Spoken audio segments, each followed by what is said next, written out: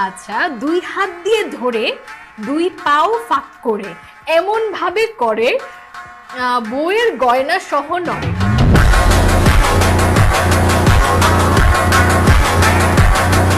এমন ভাবে করে বউয়ের গয়না সহ নড়ে। এগুলো নাকি ইন্টারভিউ করার মতো প্রশ্ন।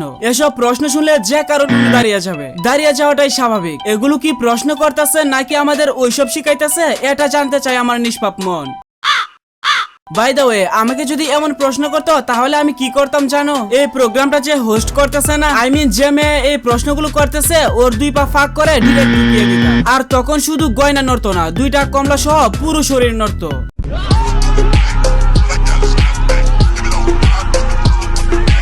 এরা এখন ইন্টারভিউ আয়োজন করে না, এরা এদের পকেট ভর্তি করে। ভালো ভালো প্রশ্ন করলে মানুষ ভিডিও দেখবে না, এই জন্য এইসব সুন্দর সুন্দর কোরআনের বাণী পড়ে শোনায়। ইভেন ভিডিওর 10 সেকেন্ডের ভিতর এই পার্ট গুলো আবার হাইলাইটও করে দেয়। আর এরা ইন্টারভিউ গুলা ওইসব মানুষের নেয় যারা নেগেটিভ ভাবে ভাইরাল হয়েছে, কারণ এরা ভালো করে জানে মানুষ এখন আর ভালো জিনিস খায় না। আর আমার কথা যদি বলি, আমার রুচি ভাই এতটাও খারাপ হয় নাই যে এদের ইন্টারভিউ দেখবো। আমি তো জাস্ট এদের চ্যানেলে গিয়ে শর্ট সেকশন থেকে কিছু ভিডিও নিয়েছি। আর তোমরা আমার ভিডিওগুলো দেখে হয়তোবা বুঝতে পারতেছো এগুলো লং ভিডিও না, শর্ট ভিডিও থেকে নেওয়া। যাই হোক, come to the main point. তোমাকে সানি লিওনের সাথে তুলনা করা হয়, কিন্তু কেন করা হয়? এটা আবার কেমন প্রশ্ন? এটা কি প্রশ্ন করার মতো কোনো বিষয় হলো? যার সাথে যার চায় তার সাথেই তো তাকে তুলনা করতে হবে। এখন সানি লিওনের সাথে গেলে সানি লিওনের সাথে তুলনা না করে কার সাথে করবে? বাট পার্থক্য তো এটাই, সানি লিওন সার্ভিস দেয় অন ক্যামেরায় আর বাংলার সানি লিওন সার্ভিস দেয় অফ ক্যামেরায়।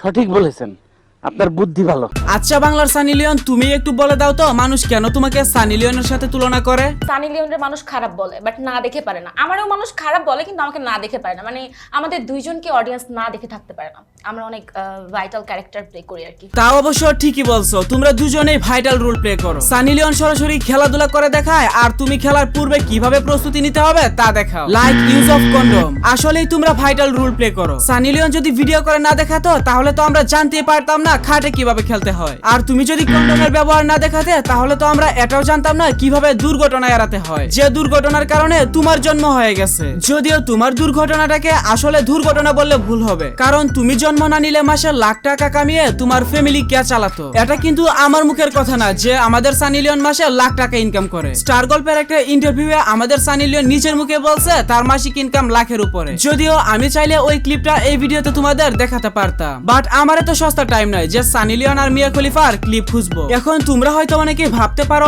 এত টাকা ইনকামের আসল সোর্স কি। যারা যারা এটা ভাবতেছিলে তারা দেখে নাও ইনকামের আসল সোর্স কি। তাহলে আপনি যা বলবেন, যখন বলবেন আর যেভাবে বলবেন, আমি সেভাবেই কিন্তু করতে রাজি আছি। এত অবাক হওয়ার কিছুই নাই, তোমাকে তো বুঝতে হবে সানি লিওন বলে কথা। আর সানি লিওন কিসব সার্ভিস দেয় এটা আশা করি আমার নতুন করে বলতে হবে না। সুতরাং তার মাসে লাখ টাকা ইনকাম করা বাহাতের কাজ। তাও সত্য। তোমার সেলিব্রিটি ক্রাশকে? হ্যাঁ আসলে এমনিও নেই, ও কেমনে জানি বলতো।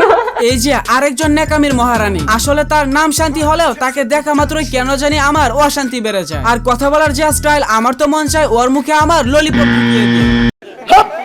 নেকামিরও একটা লিমিট আছে, কিন্তু এ নেকামির সব লিমিট পার করে ফেলেছে। আর এরে কিনা দিছে প্রোগ্রাম হোস্ট করার জন্য। আমি বুঝি না বাল, যারা প্রোগ্রামটা অ্যারেঞ্জ করে তারা কি এদের দিয়ে প্রোগ্রাম হোস্ট করায় যেন আমরা রোস্ট করে এদের ভিউ বাড়িয়ে দিতে পারি, এই জন্য? কেন জানি আমার এটাই মনে হয়, নয়তো এদের মতো বালসাল দিয়ে কেন হোস্ট করাতে হবে? ফারিয়া আপা, আমরা তো জানি তুমি অনেক সুন্দর গান করো, so I am very excited যে তোমার দুটো লাইন যদি শুনে আমরা সেটা শেষ করে দিতে পারতাম। ভেঙেছে তো মন আগে, বাসতে ভালো ভয় লাগে, তুমি যে সবার মতো না, ভরসা করব কিভাবে।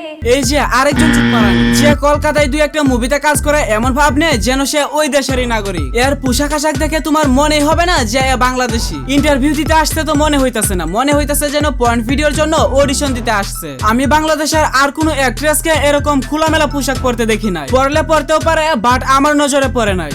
খুব ভালো লাগছে কাজটা করতে, আমার অনেক পছন্দের একটা কাজ হয়েছে। আমি লাইফে আরো এরকম অনেক কাজ করতে চাই, কারণ আমার একটু মনে হয়েছে ডিফারেন্ট ক্যারেক্টার। ঠিক আছে, তোমরা যারা বিষয়টা জানো না তারা হয়তোবা ভাবতেছো এখানে অপু বিশ্বাস কি সব বলতেছে। আসলে বিষয়টা হচ্ছে অপু বিশ্বাস একটা শোতেই এর রোস্ট করে দিছে।